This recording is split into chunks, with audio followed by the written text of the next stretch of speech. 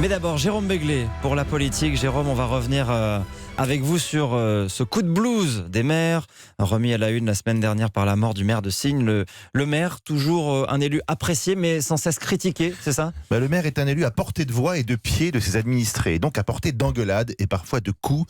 C'est ce qui fait sa spécificité et parfois son malheur. Un sondage paru hier dans le journal du dimanche montre que 83% des Français ont une bonne opinion des maires. Un chiffre très très au-dessus des autres élus locaux qui ne sont appréciés en gros que par un tiers de nos concitoyens. Et pourtant, 361 d'entre eux, les maires, ont été victimes d'atteintes volontaires à leur intégrité physique en 2018. Le paradoxe est là. C'est justement parce qu'on sait où le trouver, parce qu'on le croise près de chez soi, que l'on rend le maire responsable de tout.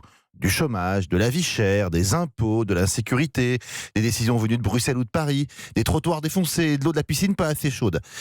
Pour beaucoup de ces sujets, pourtant, les maires n'ont guère de prise. Pourquoi les maires se sentent-ils aussi mal aimés, mal considérés ? Les maires concentrent le problème de toute notre société, celui de l'autorité. Celle-ci n'est plus respectée ni crainte. Elle est sans cesse contestée et décriée. Autrefois, l'instituteur, le médecin, le curé et le maire étaient les grandes consciences des villages et des petites villes. On suivait leurs recommandations et on leur faisait confiance. Aujourd'hui, ils sont accusés de tous les maux, de rouler pour eux, de ne pas comprendre leurs administrés, de ne pas s'opposer à la politique nationale, alors qu'évidemment, ils n'y peuvent rien, de ne pas empêcher la fermeture des petits commerces du centre-ville, alors que ce sont bien souvent leurs propres administrés qui leur ont demandé d'autoriser l'ouverture de supermarchés en bordure de ville. Et suprême reproche, on daube sur leur train de vie et leurs revenus d'élus. Mais est-ce qu'ils sont si bien payés, nos maires ? Oh que non, Sébastien. L'immense majorité gagne moins et parfois bien moins que le SMIC. Quelques exemples. Un maire d'une commune de moins de 500 habitants touche une indemnité mensuelle d'à peine 650 €. Et c'est moins de 1200 € pour les édiles d'un village de moins de 1000 habitants. Et on est à 1600 € à peine plus pour ceux des villes de moins de 3500 habitants. Or, 33 000 des 35 000 communes de France comptent moins de 3500 habitants. Vous le voyez, contrairement à une idée reçue, cet élu est mal payé.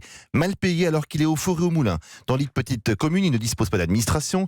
Il doit donc à la fois s'occuper de l'état civil, du cadastre, il doit consoler ses électeurs, il doit être à la disposition du préfet, il passe les marchés, il signe des contrats, il gère le budget, il crée des classes dans les écoles quand il en a, il dispose de pouvoirs de police, etc., etc., etc.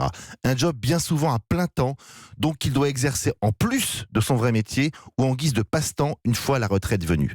Bref, cette grande misère de nos maires n'est pas une petite crise passagère, mais un vrai sujet de société qui devrait être traité en grande profondeur.